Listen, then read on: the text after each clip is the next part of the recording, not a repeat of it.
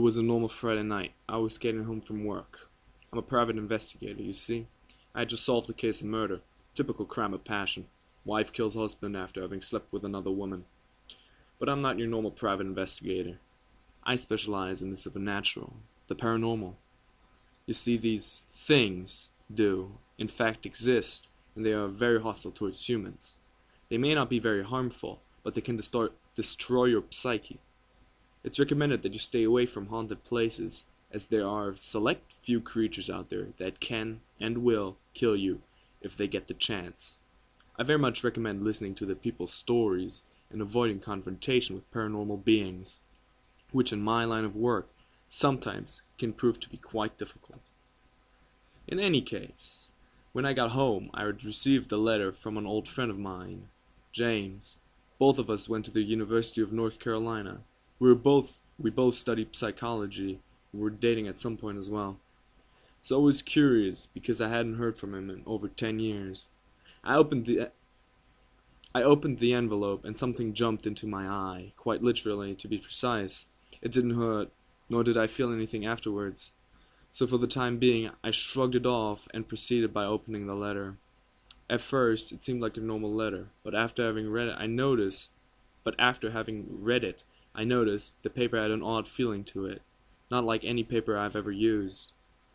Now, what was on the paper was even more out of the ordinary.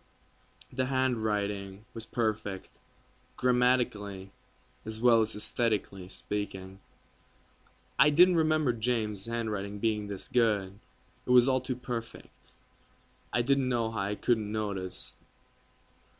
In any case, the letter stated this. Hello, Natalia.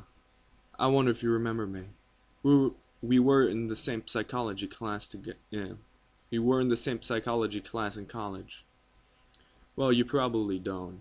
Anyways, I wanted to invite you to a party at my house, catching up with some of my former classmates and such. I was wondering if you'd like to join us. Best regards, James. An invitation like that didn't alarm me whatsoever.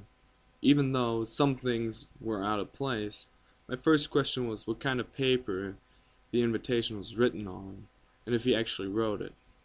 I'd forgotten about the peculiar thing that jumped into my eye, which has proven to be a big mistake.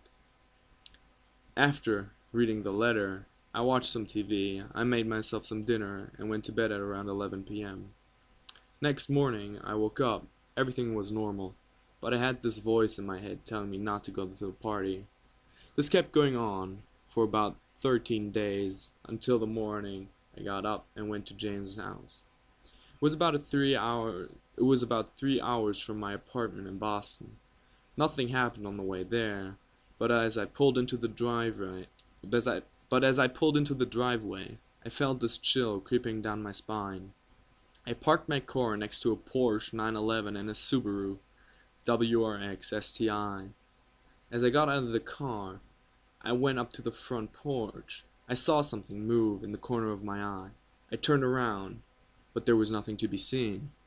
I rang the doorbell, and it sounded like a church bell, you would say, a very large church bell. James, or whom I thought to be James at the time being, opened the door, overjoyed at my arrival. He told me to join him inside to meet his wife. Just when I stepped over the doorstep, I felt something touch my spine. I spun around. Again, there was nothing. James asked if something was wrong. I replied with a simple, no.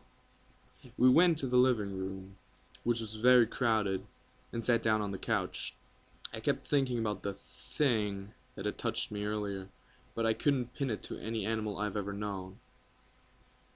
In a chain of events, I met James's wife, Anna. We talked, helped ourselves to a few glasses of wine, and soon the party was nearing its end. But as I'd later find out, not just the party. The people left the house at around 12. As people left the house, the party started to calm down. And at around 12 a.m., I said I'd want to find a hotel near here and crash there for the night, as some people would stay over at James's already packed house. Just before walking out the door, I saw something move in the forest behind the front yard. I blinked. I felt something fall out of my eye. It was the little object I'd forgotten about. But suddenly the entire house was run down. No more cars but mine were parked in the driveway. I turned around to see James. He appeared to be normal, but he started to grin, an evil grin. He came closer and put his mouth to my ear and said, "Well, sugar, end of the line." in the creepiest voice one could imagine, and started laughing. He had sharp teeth, like those of a shark. As something seemed to emerge out of his body. I couldn't see what it was, but it was tall, and it seemed to have a gigantic knife in one hand, and in the other hand it looked like it was holding a rod that could impale me any second. I could see James's lifeless body drop to the floor. The monster was still laughing. It was hideous. Its eyes were a mixture of red and black, and its skin color was an olive green, a very pale olive green. It lunged at me, just when something pulled me back. I couldn't see what it was, but it said something. It sounded like, "It's mine, all mine." my vision blurred. I could only see red contours, nothing else. I tried to get up, but my legs were held back. They felt weak. I could hear fighting. I tried crawling to my car and pulled myself inside.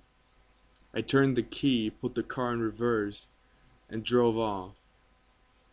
My vision all blurred from blood, and my legs pulsating. I drove and drove as far away as I could. It was only until Interstate 68 that my mind gave in, all to the loud sirens of a police car. I couldn't see anymore. I couldn't feel anymore. All I could do is listen. And the last thing I heard was, "Call an "It's over, sugar."